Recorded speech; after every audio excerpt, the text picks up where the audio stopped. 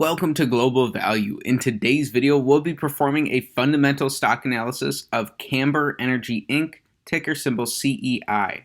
At the time of recording this video, Camber Energy is trading for just 54 cents per share. Year to date, the stock is down about 37%. Going back over the past year, they're down 24%. We can see that they've had these big spikes, most likely on news about the business, followed by these dump-offs. It looks like over the past year, there's been this classic pump and dump type pattern. Going back 3 years, the stock price is down 99.8%, and since Camber Energy was publicly listed about 6 years ago, the stock has gone from $3 million per share down to 54 cents per share.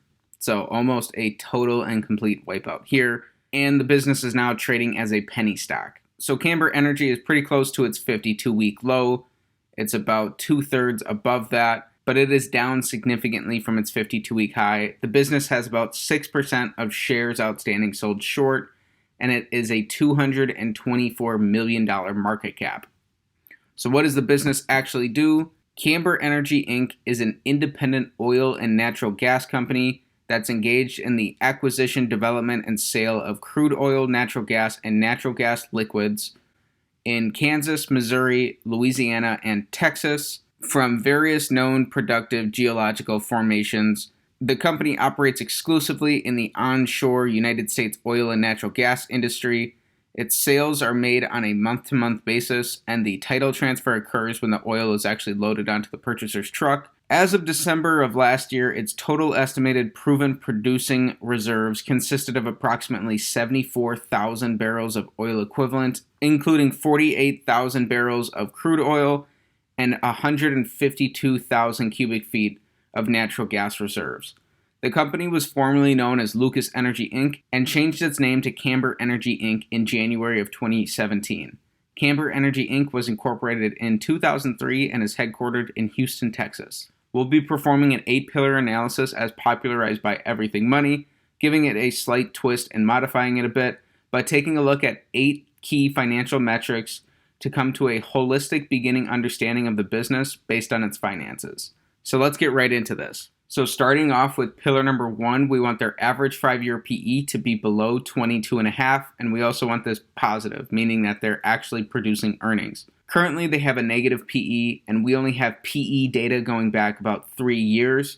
However, throughout this entire period, they've had a negative PE, so they have not produced earnings. That's an X on pillar number 1. Pillar number 2, we're looking for an average 5-year return on capital to be above 9%. Over the long run, the returns that you're likely to make investing in a stock are going to be approximately the underlying business returns that a company is able to produce, and this return on capital are those underlying business returns.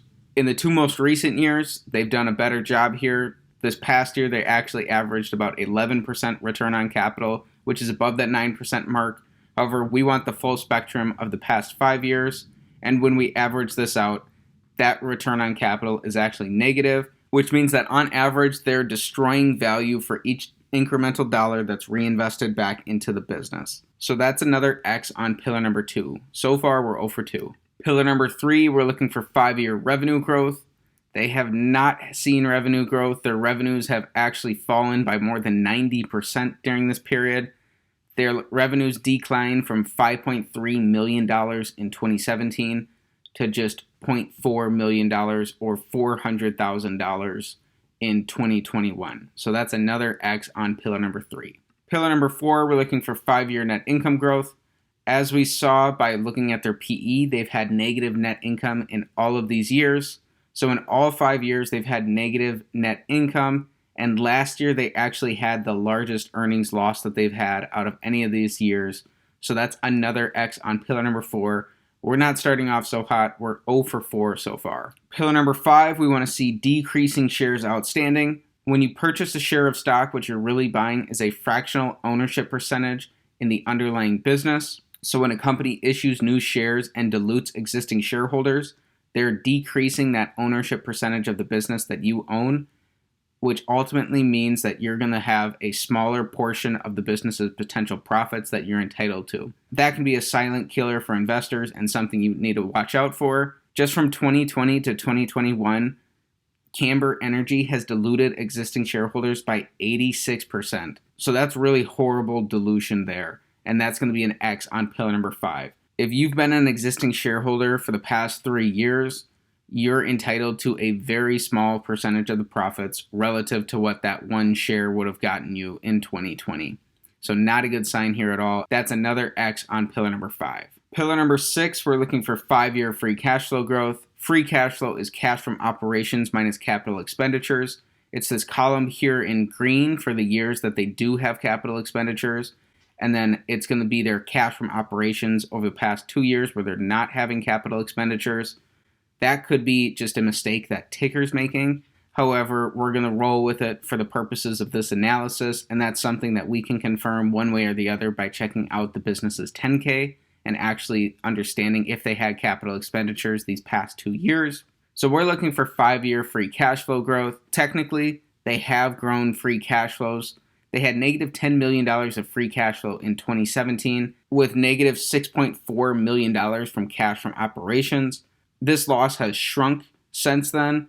They're down to losing about $3.4 million in cash from operations in 2021. So still negative, not good here, but it is technically going to be our first check on pillar number 6. The second thing we want to get from looking at their free cash flow profile, what's the average amount of free cash flow that they're generating over this 5-year period? So averaging everything out, Camber Energy burns about $6.4 million in an average year. So we're going to use that in our next 2 pillars. Pillar number 7, we want their net debt, which is long and short-term liabilities minus cash and short-term cash equivalents, to be below their average 5-year free cash flow multiplied by 5.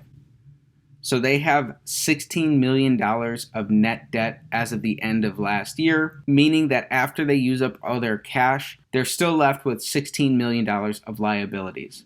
Because their business is consuming more cash than it's able to throw off, they're not in a healthy financial position to pay off any of this debt.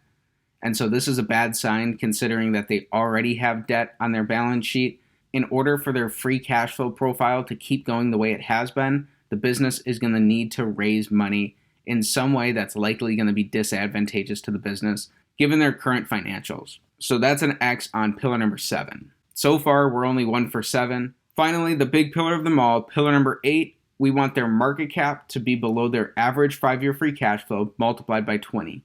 So currently they have a $224 million market cap. Because they're burning about $6.5 million in an average year, we're not even going to run this pillar. This one's going to be an X. The business is not cash flow generative, and so we're not able to have any sort of margin of safety on this one.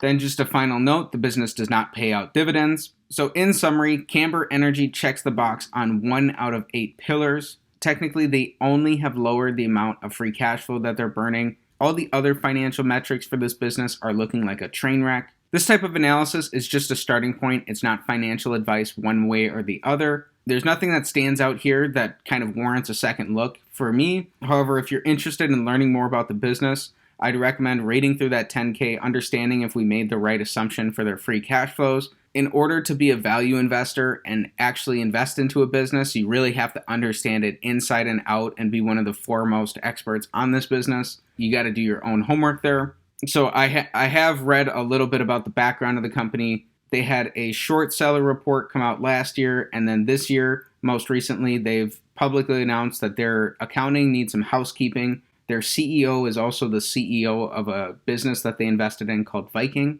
They need to clean up the accounting in Viking and how they're accounting for that investment on their own books. There's a lack of clarity and a potential that some shenanigans were going on there. This to me is really just a meme stock. It's seen its classic pump and dump cycle. Compared to some of the other meme stocks, this one might actually have the ability to produce its oil and gas production. It's not quite as bad as potentially some of them, but their financials are a train wreck, and I would be very skeptical of any claims that anybody makes about this business or anything that the company would actually say based on how rough shape these financials are actually in. So that's it for our fundamental stock analysis of Camber Energy Inc., ticker symbol CEI. If you enjoyed the video, please be sure to like the video, subscribe to the channel for more stock analysis videos, and comment down below what company you want me to take a look at next.